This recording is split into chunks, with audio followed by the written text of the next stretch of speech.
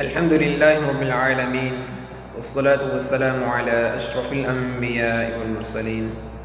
Dear Muslim brothers and sisters, Assalamu alaikum wa rahmatullahi wa barakatuh. Welcome to Easy Tajhweed with Hassan Anass, and welcome to third part of first lesson. So inshallah today we will study about حركات ثلاثه. What is the shapes of harakat and how to pronounce those harakat. In previous lessons we studied about short introduction of Tajhweed, Arabic alphabets and mutashabih sawt huruf. So inshallah today I will try to explain about harakat.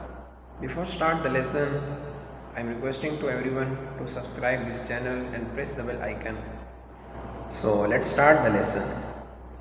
So first of all we will start about حركات ثلاثه. What is حركات ثلاثه?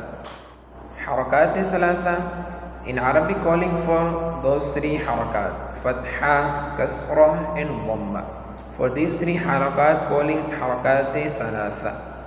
So for any of one calling harakat, for example fatha is one harakat and kasra is one harakat and dhamma is one harakat.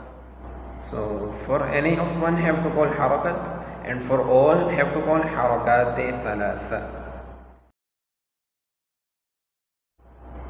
So this is the shapes of harakat. So three harakat are there: fatha, kasra and dhamma. In Arabic language it's called fatha, kasra and dhamma. In Urdu language it's called zabar, zair and pesh. And in Divehi language it's called abafili, ibifili and ubufili. So now inshallah I will give some examples, then easily you can understand the shapes of harakat. So now you can see examples of fatha. So fatha always will come up of the letter.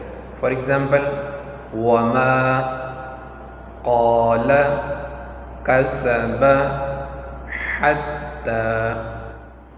And kasra always will come under the letter, down of letter. For example, inna, min, amriha, qudira. And dhamma also always will come up of the letter. For example, qul alaykum, minkum, amanu. So this is the lesson of harakat. So I hope now you understood about harakat, what is the shapes of harakat and how to pronounce those harakat. So keep practice and make sure now you can pronounce it correctly. So inshallah we'll meet in next session. Thanks for watching. Goodbye. Assalamu alaikum wa rahmatullahi wa barakatuh.